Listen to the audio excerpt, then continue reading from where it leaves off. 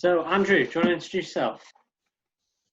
Yes, hello everyone again. My name's Andrew Rusco, and I've been welcomed back onto Ethan's show, so I'm looking forward to it, and hopefully we might get a good old sing-along at the end of the show. So,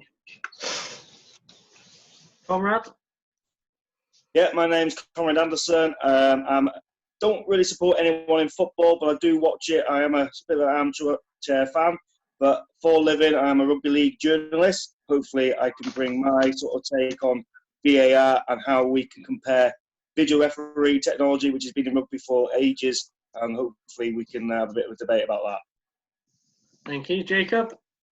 My name's Jacob Brown. I've played and loved football all my life. I support Wrexham and Everton, and glad to be asked onto the podcast, and hopefully I can bring some of my views to the discussion.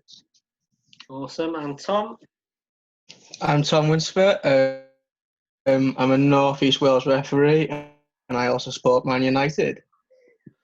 Awesome. Thank you. Right. So, first of all, looking at VAR in general, what's everyone's take on it? Do you agree with VAR? Do you think it's a bad idea? What's the views in the room? from my perspective, Ethan, and thank you for your question. I really appreciate it. No, I think VAR is definitely needed in my opinion. I fully agree with it. I've always been impressed by other sports and with their different versions. I think I mentioned off the air to Conrad about TMO in rugby union, as I've just explained to, which is thank you very much. Didn't realise that. That's good knowledge to know. And I've always liked how tennis utilised technology from that kind of thing, circumstance as well. I think it's especially in the professional elitist side of it, it's much needed, and I think it should stay with us really. So yeah, there's my opinion. Anyone else want to weigh on to that? It's definitely needed. There was a lot of unfair judgments made, straight spur of the moment judgments that have definitely led to big moments happening that have disadvantaged or, put a team behind in certain circumstances. But it is needed for those big decisions, but it hasn't been amazing in the first season that's been brought in. There's been some very controversial moments with it. It definitely needs more research and more practice before it will be fully effective, I think. But once it is fully effective, then I think it could be amazing. Were you going to say something there, Conrad? Yeah, I think it is controversial, but all things that are pretty new have its teething issues. And I think with football, I think they don't know how to use it properly in terms of what do they use it for. So I think if they can draw up 5 or 6 things, where that's what we're going to use the VAR for, I just think there's a bit of confusion of what they're using it for. Do they use it for if the ball goes over the line? Do they use it for if it goes offside? Infringe, if it's a foul, if it's a penalty? Pinpoint what you're going to use it for. And I think once they establish that, I think it will run smoother. Also, the operational use of doing it, I think it takes far too long between each decision. I think there's too many stoppages. So I think they need to speed that up. But, like anything that's new, it takes a lot to get used to. And I'm sure a couple of seasons they'll bed it in, and you probably won't notice it being there. That's what we certainly find in our sport. I think at the moment you're looking at more. Obviously, rugby's had it a while now, and it works. I think it's good in football, but I think it's used incorrectly. I think it comes down to a prime example of this is the Chelsea versus United match, when there was a player, Maguire, kicked one of the Chelsea players in the stomach. But VAR ruled it as a non-foul because it was off the pitch. Now, to me, that's the exact same scenario as Son's foul. And I don't get how VAR, they've used it twice, but they've had different outcomes on each one for the same incident. So to me, I think VAR is good if it's used correctly, but I don't think it is. It's difficult, isn't it? Because obviously things will come up. This is its first full season in the Premier League. I know they used it for like World Cups and things, and also the Champions League. But I think the more they use it, the more sort of incidences we see. Obviously, those people in the bunker, whatever you'll call it, they will look at scenarios and they will look at different scenarios, different replays, and I'm sure as it goes on, I'm sure they'll learn from that. And yeah, you are going to have teething issues. And I always say that in rugby as well, that all decisions even themselves up at the end of the season as well. So that's my view on it. I think I back what you say up though, Ethan, and everyone else. I think it's been used incorrectly. I do agree with what Conrad said. It's an evolutionary stage, isn't it? It's always going to get better because of the teething issues. But again, I sometimes think that's no excuse, because we look at the rugby league, we look at the rugby union, and I think they only had to model the whole process based on them on that game. I know it's a total different game, but I think they should have modelled it and the style, especially with the respect towards referees and everything, in all fairness. But do we then sort of say, right, these are the 5 things we're going to use it for? So we come up with a list of 5. Foul play, is it a penalty? Yes or no? Goal, yes or no? A red card, yes or no? Do we? So the referee has it in rugby league. I'll talk about rugby league. If there's a try being scored, but the referee's not sure, they will signal to the linesman, and if the linesman does a certain sort of prone position, that means he will go to the video referee. In rugby union, they'll say, "Is this a try? Can I award the try? Yes or no?" In rugby league, they'll say, "I think it's a try on the field." They'll signal like that. They'll look at 3 replays at 3 different angles. Shouldn't take no longer than a minute. And if they can't decide on that minute whether it's a try or not, the referee's decision stands on the pitch. Should there be something like that in football? This will be interesting to go towards our referee in the group, Tom, here, to the fact that if you've got VAR making all the decisions, is there a need for linesmen? And also, like you've seen on TV, there's only been a handful of times where the referees have actually gone to check the VAR and not just had it said to their ear. So should there be more incorporation with the referees? I think you really not. Because no matter what offside, it's always looked at VAR anyway. But if you look at the way it was used in the World Cup, where the referee had to go and check it, and his decision was still final, I think it worked better in the World Cup than it does in the Premier League, definitely. Do you think then the referees are unlikely to make a decision because of, Premier League games are worth a lot, aren't they? So, it's a results-driven sport. And if the referee goes to the VAR but gets the decision wrong and that decision leads to a team getting relegated, do you think the referees are too afraid to make decisions like that? Yeah. Because there's a lot at stake? Not really, but yeah, I suppose no matter what the referee's decision is, it's always going to be kind of overlooked at the moment because it's just an excuse for players if they don't agree with the referee to go to VAR with it. And that's overruling the referee at the moment, where I think the referee should have the final say, and he's told to have the final say, but it doesn't seem like... To eliminate that then, here's another suggestion. Do we have what we call a captain's call? So if the captain thinks, I think that's a goal, or any instance, like in tennis, you have 3 challenges. In cricket, I think you have 3 challenges. Do you say, I want you to check that? So the emphasis is more on the player than the referee? The referee's always been told to go to the captain first anyway. Always use captain as point of contact for the thing, but it doesn't work like that. The players just get involved and then the captain just doesn't seem to do anything really well in certain places anyway. But if there's 3 challenges, like 3 lives, now if the captain is right, you still keep your chance. But if you get it wrong, they lose it. What I'm saying is the emphasis is coming off the referee. It's more on the player. That's what I think. And I think that would be the furthest. It's like the umpire in tennis. If they think it's out, but Murray or whatever said, I don't think that's out, I'm going to challenge it. It takes the pressure away from the referee then. That's what I'm saying. Yeah, I suppose. It also takes time out of the game, though, as well.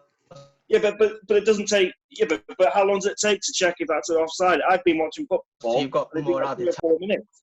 It takes 30 seconds surely to and that. Well, there was a controversial moment in, I believe it was a United game, or it might have been Liverpool, where the VAR check actually took 11 minutes out of one game. Yeah, it doesn't work. That's totally out of order, and that doesn't work. I reckon there should be a time restraint on it. If they can't make a decision within a minute, they have a look at free. Every football game is televised. There's about 12 cameras in the stadium. Now, if they can't find a camera angle that spots the issue, there's something wrong. And I can assure you that a director would find the pictures very quickly, and within a minute they'll know the decision. And I think there has to be some rules. At the minute, it's a free for all. I think they need to organise what they're going to use it for. If they're going to get the players involved and say, right, we're going to have free challenges during a game, they use it. What if they used all their free challenges and a goal's been scored and disallowed? That could be an issue, but I think that's a better way to go. Because the emphasis is on the team rather than on the referee making the decision. Yeah. That's my view. I think looking at it, though, if you look at football 20, 30 years ago, at some of the big games that happened then, and you look at them now, and some of the biggest games, the most well-remembered games, are games where there's been a red card in the final few minutes and game-changing events. And I think that brings football... that's what football is. And I think cutting all that out and making everything perfect, on point, millimetres offside, and I think that's ruining the game.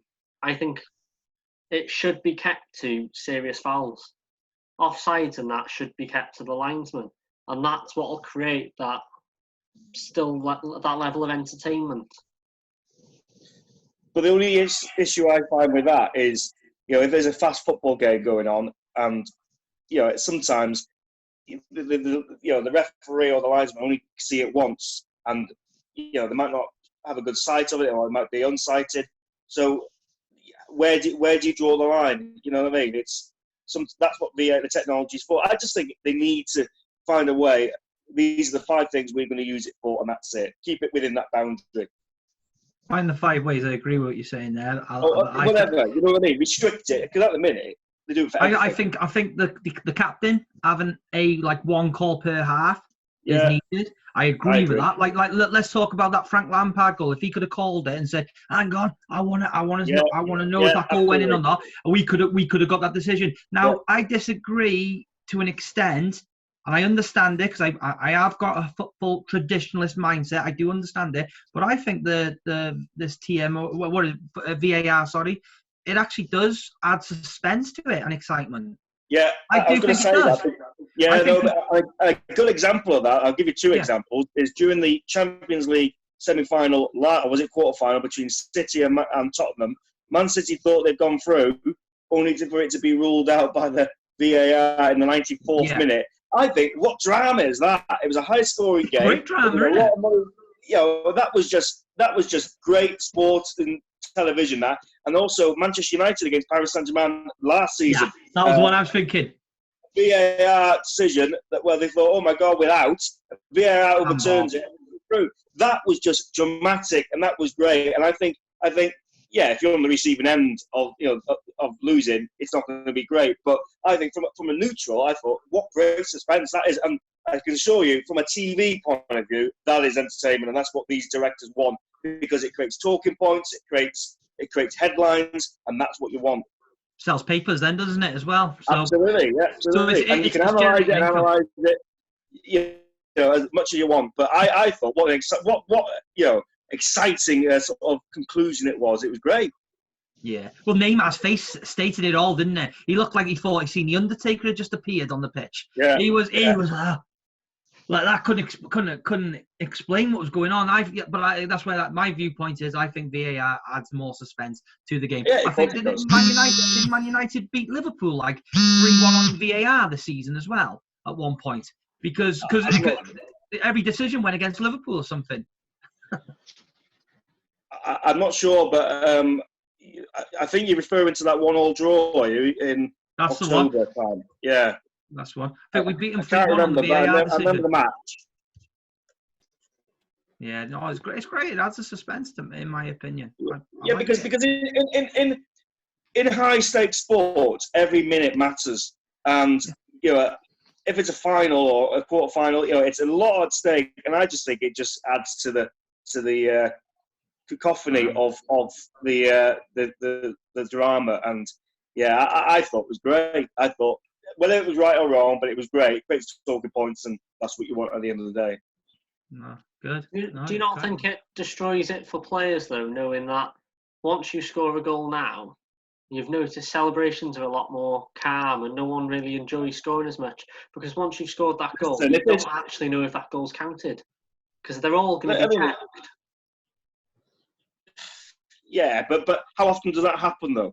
You know, if you nail it properly and score properly, you know, that's it. You have your celebration. I know what you're saying, but you're professional at the end of the day. You know, that's how it works. You've signed up to it. Might go for you, might go against you. It evens itself out, as far as I'm concerned.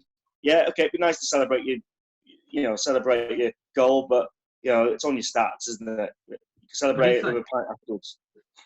If you're a professional at the elitist level, are you not there by hard work and merit by merit? Yeah. Yeah. So play the game correctly. Don't be offside. Score a goal. Use your skill that you've been given, that God's give you. Happy days, isn't it? So you shouldn't worry about VAR, should you? I just think that's a distraction, and that is a non-argument. That's just, you know, if it's a goal, it's a goal. If it isn't a goal, it isn't a goal. If the VAR has to decide, well, that's what it's there for at the end of the day. Lucky you've got the goal. If it wasn't there, it would have been disallowed. So you can't have it all ways in my eyes. And at the end of the day, professional sports people, you know, you get paid a handsome sum of money to do it. You know, it's a non-story for me. That it's no argument. Stops cheating as well. Maradona, World Cup, hand of God. That goes then, doesn't it? I know. VAR? Did that not bring millions of views and people into football? You look at games now. Whenever you talk about football, it's Maradona. Was that not because of that controversial moment? And if VAR didn't exist, that game would be forgotten. Or maybe England would have went on to win, and then it wouldn't have been forgotten. I wouldn't go that far. Even though I don't want England to win, like you know. I get what you're saying, and you're right in that case. If VAR was there, you know, it wouldn't have been given, and that wouldn't have happened, and you know, the circumstances of that wouldn't have been talked about, would it? You know, so yeah, you're right, Ethan. You know, he did it, and he made a name for himself for it, in my view. Anyone else want to weigh in on this? It is hard, because, like we said earlier, it's not there yet. They've put it in place.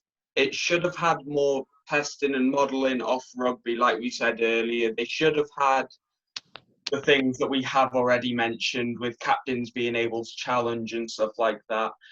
I can see where we're all coming from within it builds suspense, but then it also almost takes the joy out of scoring a goal, as in, you know, the celebrations and stuff like that. But it is a much fairer way to play it, and it will be much better when it's proven that it fully worked. It worked very well in the Cups. It worked well in the World Cup. They brought it into the league, but it hasn't worked as well. They now need to go back, reevaluate, and then bring it back in gradually. They need to say, right, we're going to focus on this and this. And then that next season, it'll be, we're going to add this, this, and this in. They can't just put it in all at once. They need to gradually build it up. They need to build the foundations of it before being able to build the big house over it, if you will. Yeah. I tell you what I do disagree with VAR in the FA Cup. All Premier League grounds, if you've got a home tie in a Premier League ground, you've got VAR. But if it's Shrewsbury and Liverpool, for example, there was no VAR. I think there should be VAR in every ground and every game in the FA Cup. Otherwise, it's not fair, is it? It's a very much all or nothing situation. Well, absolutely, yeah. Or they don't, because it's like in the lower leagues. Like, I can speak because I'm a Wrexham fan about it. We don't even have goal line technology yet. Yeah. So they're putting in VAR to the higher leagues and the cups and stuff like that. where the lower leagues in the pyramid aren't even getting the basics that they had 5-6 seasons ago. Surely they should equal it out at some point before then adding in the bigger money moves to the bigger leagues. I understand what the argument will be, though, because if you go to the lower grounds, it's very difficult. A lot of them haven't got any TV gantries or TV dugouts, so it'd be an infrastructure issue. And they'll say that a lot more is at stake in the Premier League and the Championship because of there's a lot of money in it. But I do agree with you. When it comes to cup games, it has to be even across the ground, in my opinion. That's my view. Who would fund that, though? Do you think that in particular ones? That's the question I'm not being funny, but football is not on its knees, is it? You know what I mean? It's got loads of money in it. It wouldn't cost, but TV is there anyway. You just use your TV camera. There's always a camera, TV cameras at a game in the FA Cup. We just the technology's already there. I'm just thinking of that Shrewsbury example, and Shrewsbury Liverpool. I think where I remember the game actually. And I was thinking to myself, the VAR would have been, I wondered the question myself, why wasn't it there that day? And I'm just wondering, so for a club like Shrewsbury, okay, they're doing okay and well and everything, but wouldn't the BBC, let's say, for example, say, instead of giving them, I don't know the figures off the top of my head, 200,000 for that game to televise it, would they say, if you want VAR then, so they start dictating it, going, we'll only give you 100,000 because we've got to utilise this figure. I don't know. That's what I was wondering. Who would fund it then if it came to that? So what happens, I'll use my rugby analogy now.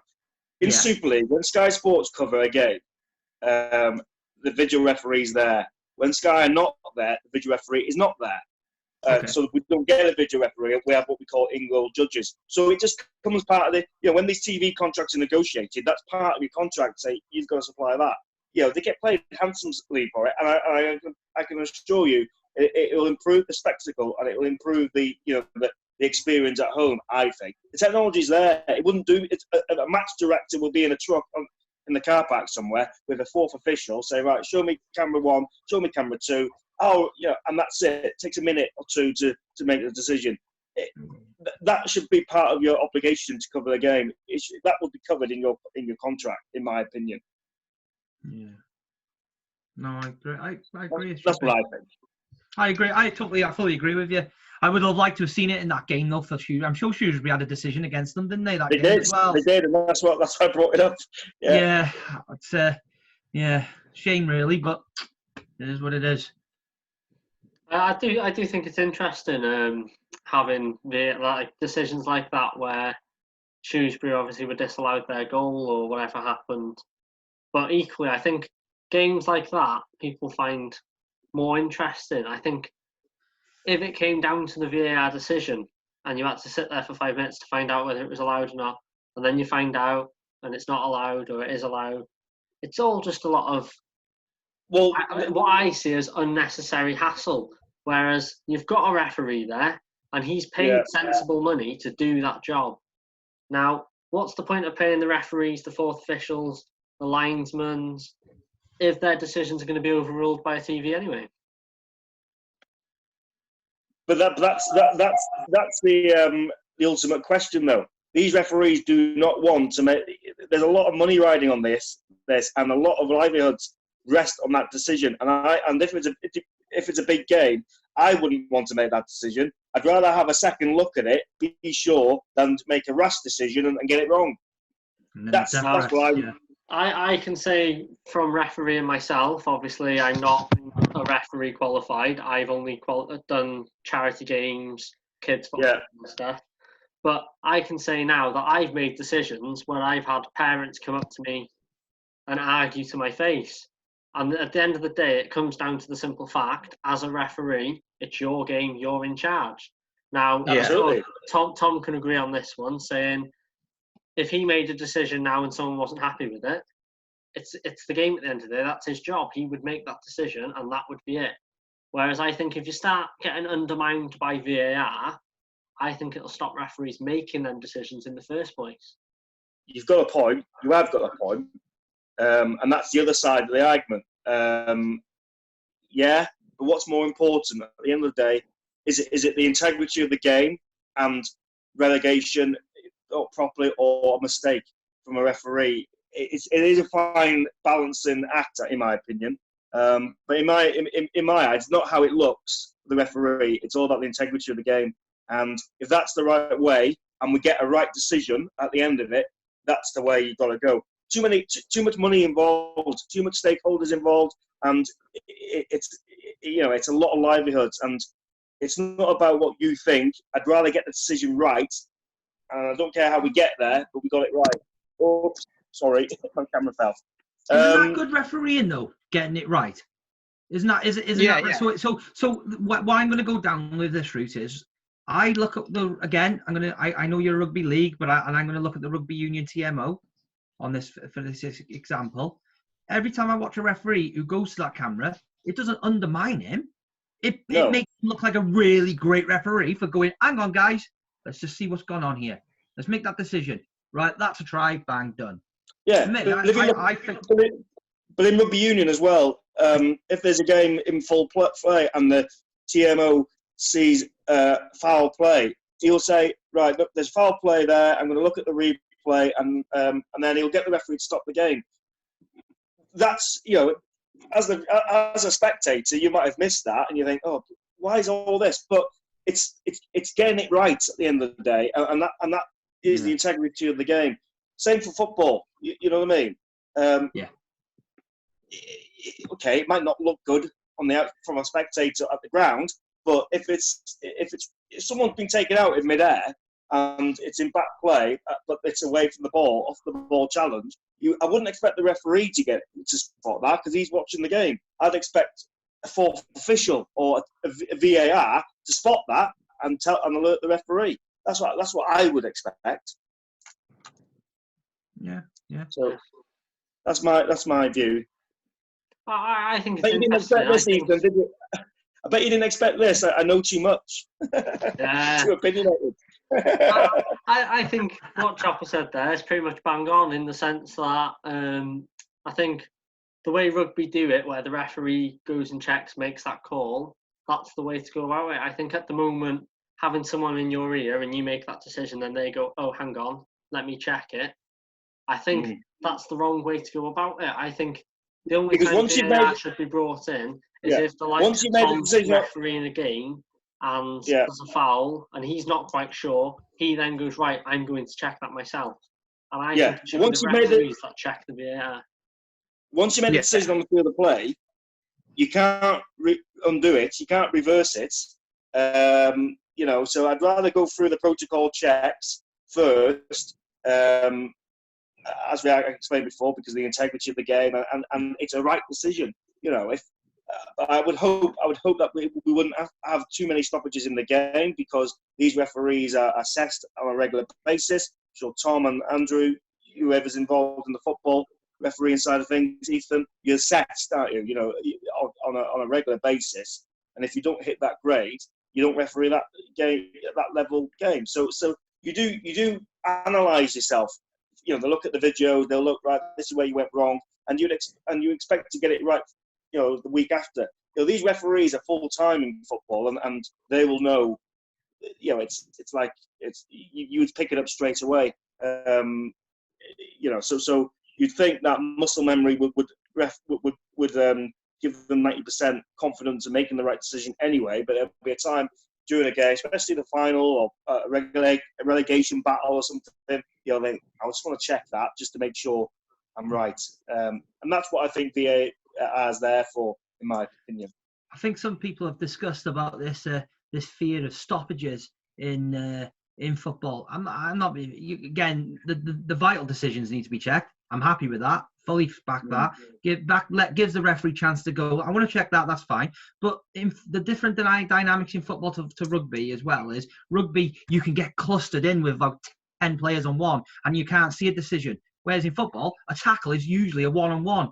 And if you have a 3-on-1, that's technically a foul anyway. So you basically, and football's a fast-flowing game as well at times. So I think for myself, I think the referees can be trusted on their own judgment as well. But the video and the VAR is there to support.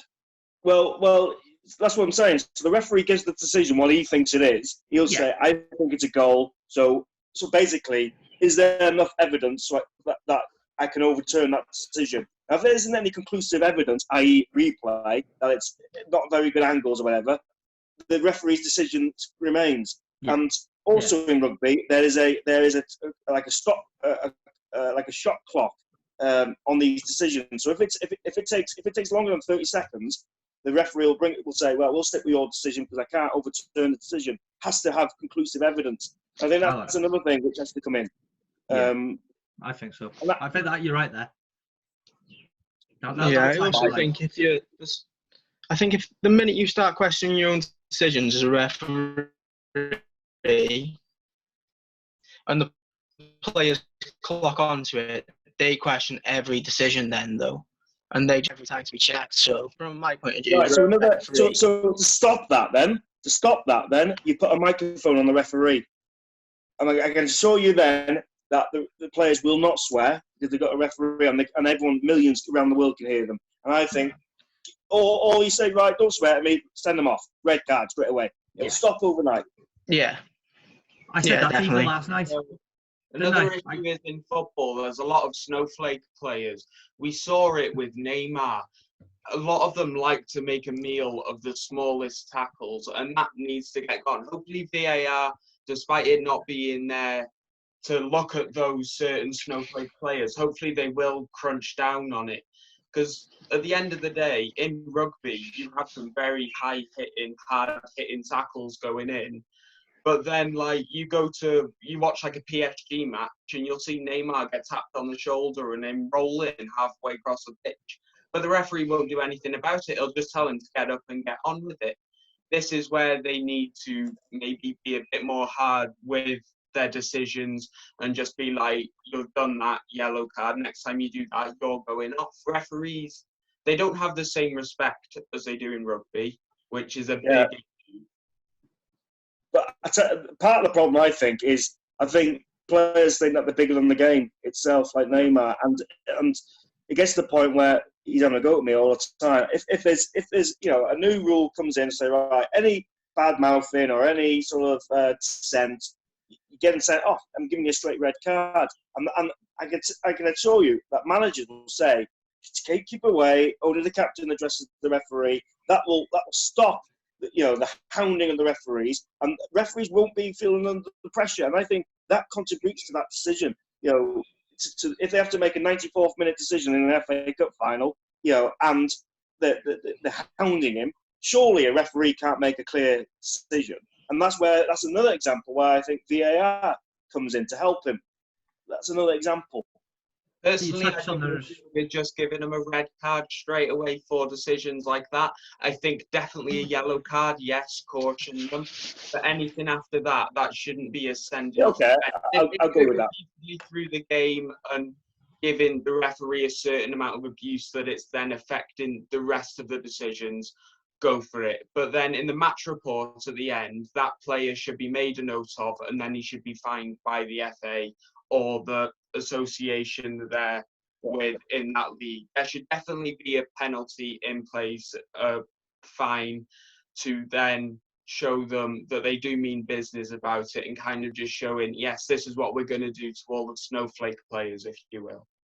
Playing devil's advocate, though, if that does happen, though, will all the emphasis be on that referee? Because the referee, if it's a good game of football, the referee shouldn't be noticed. It shouldn't be. But if it's yellows, red cards, and say, for example, there's 6, 7 yellow cards, it's a headline, and you're detracting from the game. That's the only downside to it. It's too much press, and again, it's talking points on Monday Night Football all the time, and surely that is not the way to go. I'm just being devil's advocate. My opinion is, just give a yellow card or a red card, and it'll soon be over. It'll soon stop, in my opinion.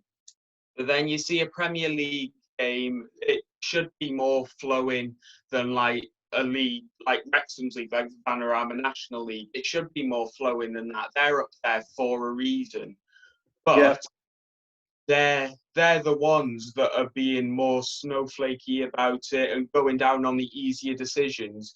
You go watch a Premier League game and you'll see a couple of good tackles, then you'll also see some tackles that they've only touched them, but they've gone down for it. Tackles that should be picked up on VAR because they're not proper tackles, but they've made a mountain out of a molehill.